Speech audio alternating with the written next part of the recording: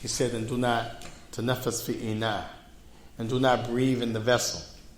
He said, the ulama said one of the reasons he mentioned this is because the same thing. If you drinking in the vessel, you breathing, this is something of harm. Because people have stuff harmful in the mouth, germs, this and that. Yeah. So something of harm can go in that container that somebody else is going to need to drink. Or that is something harmful that even you're going to drink. Because something being in the mouth and going down to the throat and the stomach is two different things. So the Prophet used to rinse his mouth, clean his mouth before he goes to his wife with the miswak, as the brother was mentioned yesterday in the talk. This is one of the times the Prophet would use the miswak before he entered the house. So when he kisses his wife, and no brother should kiss their wife. Brothers being Jahiliyyah, be Makdad, come to the religion, subhanAllah. No rahmah, no mercy, no kindness, no affection to the wife. A'udhu billah. Prophet used to make sure he didn't go and offend his wives. When they go home, they want his mouth to be, presentable, so to clean his mouth. So hygiene in the mouth is very important. But the side factor is that you wouldn't be cleaning something if it was always clean. So if you're drinking and you breathe in the vessel, remember they were very communal. Somebody else needs to drink out of that. Don't breathe in it. Because you could drop something in the water from your mouth. And even if you say, well, I'm good, I ain't going to drop nothing, the Prophet said don't breathe in it, you shouldn't breathe in it. No. There's one brother, he told me a story, wallahi. I mentioned this hadith to somebody some years ago. He never knew the hadith. He said, subhanallah, are you serious? The Prophet said that? I said, yeah. He told me a story about a guy who was healthy. Work out, good shape, nice body. And he had a sickly son. Son was disabled, and the son was always in the hospital. Always in and out of the hospital. So he heard that the man was at the hospital. When he tried to reach out to him, he just assumed that, his son must be sick again. So after he never heard the call from the guy, he called back. He found out it had nothing to do with the sick son. It was the man himself hospitalized. He said this guy was in good shape, never sick, very healthy, always working.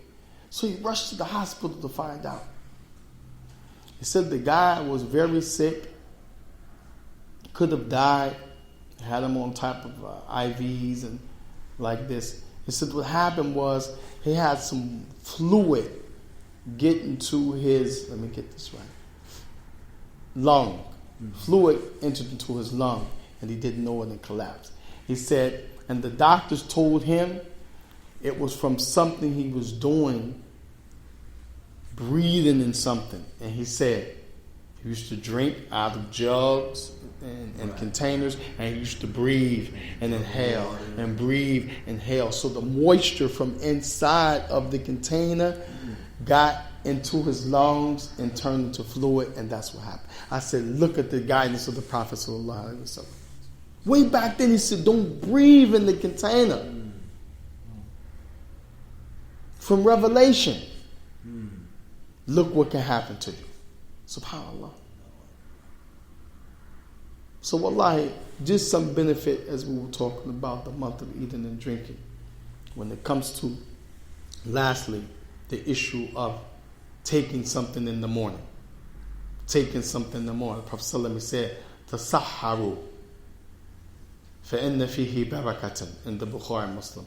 Tasahharu. Everybody say tasahha. Tasahha. Tasahha. Tasahharu. Tasahharu. Tasahharu. Tasahharu. We're going to fill the air in the throat. Ha. Tasahharu. Tasahharu. Tasahharu. Tasahharu. So this tasahharu is one narration. And the other narration, he said, tasuhharu. He put the dhamma, the u sound. Tasuharu. Tasuharu. Tasuharu. Tasuharu. No, don't say kh. Somebody's making a kha sound. Ha. Okay. Ha. Tasuh. Tasu. Tasuh. Tasu. There's a difference between suh and suh. Tasuh. Tasu. Ha. Ha. He. He. Hu. Hu. Ha. Ha. He. He. Hu. Hu. Kha. Ha. See the difference? Yeah. No. So the Prophet said Tasaharu. Haru. Tasaharu. Tasaharu. And Tasuharu. Tasuharu. MashaAllah, very good. The one with the fatha is a thing. And the one with the dhamma is the action. So tasaharu is something that you're going to take at a certain time. The word sahara means the dark period right before Fajr. Sahara. If you change Sahara to Sahira, it becomes magic. So Sahara and Sahira, two different things. If you put a sukoon on the ha, sihru, it becomes magic. This is how the Arabic language changes. That's why it's important that the people learn properly, because you can be saying one thing, thinking you're saying something, be saying another. These are all from the same letters. Sahara is a time before Fajr when it's dark. The last period of the night before the Fajr. So the Prophet saying in the beginning, Tasaharu is talking about something that you actually have at that time. So your dates, your water, your pancakes, your grits, your piece of bagel. This is what's called tasaharu. It's a thing that you're taking at that time before Fajr. He said, فَفِيهِ barakatun. فَفِيهِ barakatun. Because in it is blessing. And we know, you take that little bit of thing, even if it be water, it holds you all day. Tell me it's not blessings in that, which the Prophet said, take something at this time when it's dark before Fajr. And this is the meaning of tasaharu. The word tasaharu means a thing, something that you have, that you're going to take, that you're going to eat. Tasaharu with the A sound, the fatha. Tasuharu with the dhamma, tasuharu. This is the action itself. You're taking it at that time before it becomes Fajr and it's still dark. The Prophet said, فَفِيهِ barakatun, because in the action is blessing. So the food is blessing, in that food is blessing, and the action of doing it is blessing. Why is the food blessing? Can anybody tell me at that particular time, why is that food before Fajr, which called Sahara, dark time before Fajr, which the food is called Tasaharu, why did the Prophet say, have some things available at that time? Because in it is blessings. Why? Somebody said Allahu Alam. From the sisters, why did the Prophet say, have something available at that time? Because that food at that time, before the Fajr comes and it's still dark, in it is blessing. Why? Huh?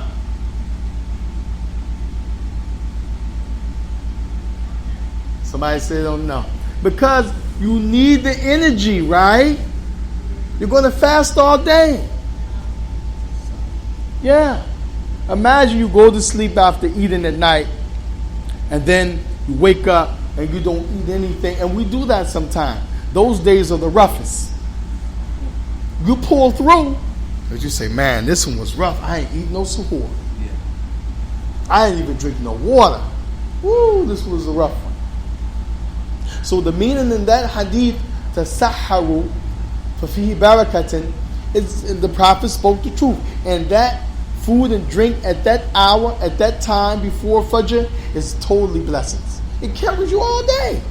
Well, normally you eat breakfast at 9:30, some people 7 o'clock, maybe 8 o'clock, but you're eating at 4 something, man.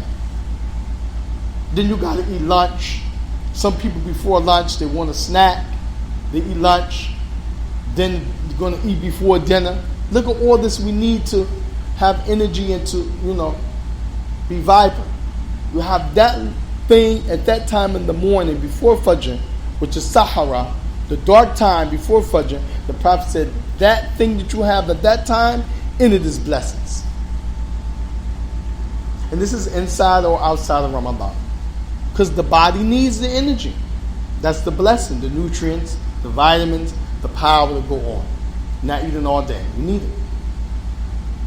Tasuharu, the action, the scholars say, the Prophet said, Fihi barakatan, and that is blessing. Why? Because you're following the messenger. So the actual eating it is the Dhamma, Tasuharu. Eat it and drink it this time, because in it is blessing. Why is blessing? Because you follow the messenger. And then in the food itself at that time is blessing. Why? Because you need it for the body, the nourishment of the body. And the Prophet said both of those things in the action, and then the thing that you use at that time is a blessing. هذا وصلى الله وسلم وبارك على رسول الكريم وعلى آله وأصحابه وسلم تسليما كثيرا. Questions? Have questions? The sisters, if they have questions and they want to write them, they can. If they don't like to say them, if they like to say them, they can. It's up to them. Salam to Allah.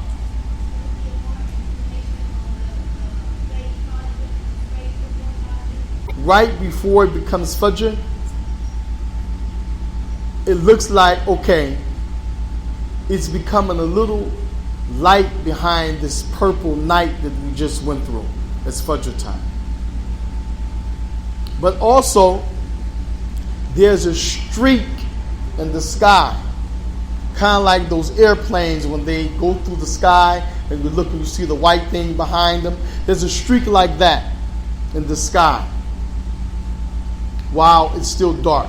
When you see that streak in the sky, that's the false Fajr. It's not Fajr yet. Once you see that streak and it leaves, then it's Fajr. Then it's Fajr. And once you see that streak and it leaves, the sky is going to start becoming a little light. So it'll be blackish purple. It become a little bit more purple, a little bit more purple, a little bit more purple. Then it'll turn to a dark blue, a little more lighter than dark blue, lighter, a little more. Now it's light blue. Now you can tell it's Fajr. One side, if you look to the east, is going to be lighter. You look to the west, it's still dark.